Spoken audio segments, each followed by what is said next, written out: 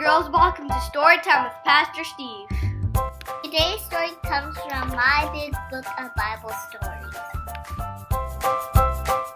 Today's story is the creation story. In the beginning, way back at its birth, God created the heavens and cooked up the earth. Without a big bang or a pop or a fizz, out of nothing at all, He made all that there is. The earth was asleep in the darkness of night, until God told the darkness, "Now let there be light." And light was. At that very first blazing clear light was the light of His glory, His love, and His might. God looked at the light, He saw it was good. It was lighting things up just the way that it should. His love rolled up the darkness and chased it away. There was evening and morning the very first day.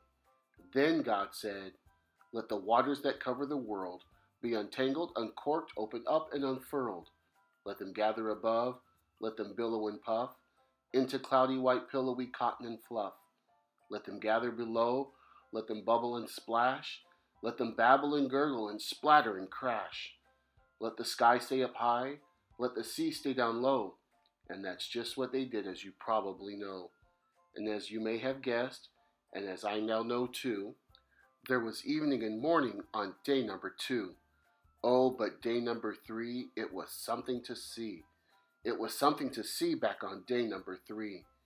For on day number 3, God said, "Now let there be lumpy clods of dried sod where there used to be sea." And so up from the gurgling, bubbling deep, up and up from their slumbery, salty blue sleep, there arose mighty mountains of muddy brown goop, sopping soggy wet piles of primordial soup. God called that goop land, and the rest He called sea, and He dried it all up just for you and for me. Then He said, "Let my land produce veggies and fruits, from their stems and their shoots all the way to their roots." So that's just what they did. It was something to see on that morning and evening of day number 3. You say your head's spinning? Well, mine's spinning too. With all that God's done, what more could He do?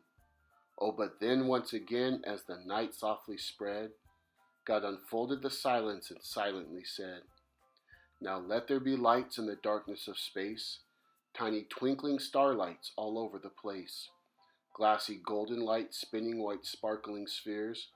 Let them sing out the seasons and mark out the years." And the sun came alive with the gift of His light, and it shone with the light of His love and His life. And then high in the inky blue black of the night, He kerplopped down the moon to reflect back its light. What a day, I should say, could there be any more, after morning and evening on day number 4. But on day number 5, the whole world came alive and went right into wild overdrive. Let the waters be filled up with whales and with fish, and all manner of things that swim, swiggle, and swish. And then said the Lord, "Let each salmon and tuna, in every last lake, river, sea, and laguna, each grunion and grunt, every grouper and crapie, each wahoo and halibut, mammy and papy, live happily, snappily, every last one, with a million fish daughters and little fish sons. Let the skies fill with twittering, chirping, and tweeting, with cockadoo doodling, honking, and peeping, with chickadees, hummingbirds, roosters, and hens, tufted titmouses, red robins, and wrens." God saw all the dancing and splashing and singing, the laughter and joy that His love had been bringing. He saw it was good, it was free and alive. There was morning and evening on day number 5. Then on day number 6, God pulled all the stops. Of all days, some say, this day was tops. For when this day was through, all that God had begun, all the work that He worked, would at last be all done. Let the land dart and scurry with fuzzy and furry things, wild and wonderful, cuddly and purry things, lions and tigers and zebras and yaks, topped with horns and antennas, with antlers and racks. Hairy things, scary things, up all night merry things, cute little snuggle me soft teddy berry things, doodads and whatsits and thingamajigs, porcupines, prairie dogs, pot-bellied pigs. Let them toddle and flip, let them slither and sprawl, let the land creep and crawl with new life big and small.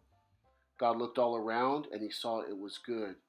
Everything did its thing just the way that it should.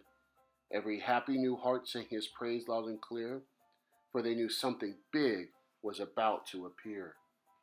Now let us make man, let us make him alone. In our image and likeness, said God from his throne. Let him love and be loved, let him know and be known. Let him rule our creation and make it his home. So in his own image, God made up the man. Male and female he made them, just as he'd planned. Without caveman or monkey or riddles or tricks, there was evening and morning on day number 6. On day number 7, God rested from all he had done. He had finished the work that his hands had begun. And he took that one day, and he called that day blessed, and he set it apart there from all of the rest.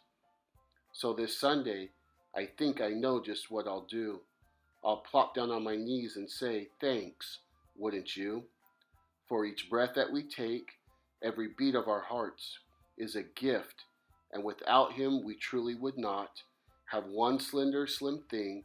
We'd have nothing, it's true. Oh, the depth of his love, I'll remember, will you? We'll see you next time. Bye. God bless you.